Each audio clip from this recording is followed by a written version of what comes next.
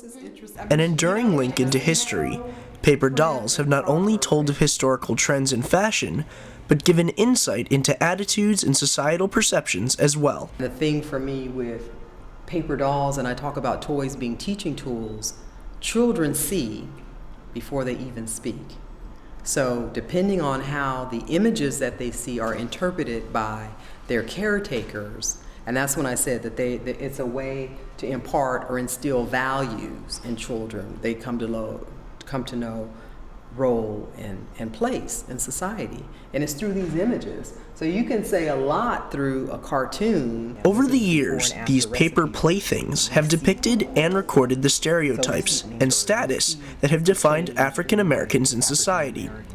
Not always easily found, Arabella Grayson began collecting them 10 years ago, now displaying most of her collection in this Smithsonian exhibit. The golden era paper dolls from like the 20s through the 40s, and a lot of women, you know, can recall playing with paper dolls, but never seeing a black one. As a child, Arabella's mother would try to use toys as a way to teach her about who they were. My parents, I think, were very unique in that they always looked for positive stories, and they didn't care what the characters looked like, but my mom then would color them in brown. She'd take a crayon and color them in, so she was making sure that she was instilling some cultural sensitivity, cultural pride in us from a very early age. Through all the images they see in life, children can learn simply from their creativity, utilizing that which is put before them. A lot of times people aren't reading, and they're using the popular culture and the media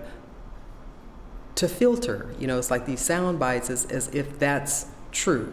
And they talk about how people base beliefs on popular television shows. You know, there have been the studies done about how people are influenced by films and the violence in films. I mean, so I think, you know, through play, children are socialized in various ways. Still, it took a while until African Americans were recognized as a part of society through paper dolls. You don't start seeing really integrated paper doll books until the 1960s, which is interesting as well.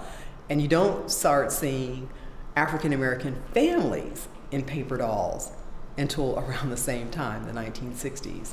And that was interesting to me too. That's why I said it's so important to really pay attention to what you're seeing, you know, because a lot of times what's being omitted is saying a lot more. Positively or negatively, seeing the progression of how images of African Americans were used in paper dolls shows how they were seen over the years by all of American society.